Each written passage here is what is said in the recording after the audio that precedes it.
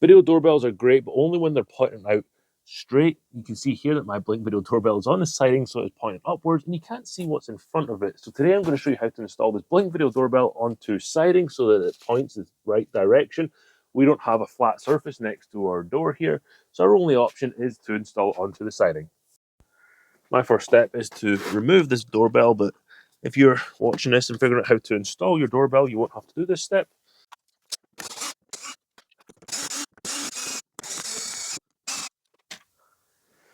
And this is what we're going to use to install our Blink video doorbell.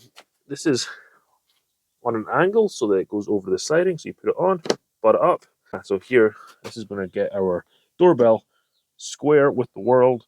So we're going to put this basically where it was before. I'll leave a link to this little bracket in the description below so you can get one for yourself. It also comes with 2 screws so you can secure it to your wall. We're going to go same place like this. Just hold that there. You get the screw, it goes into the top.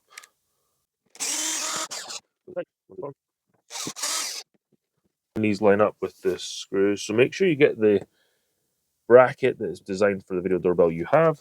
This is for the Blink.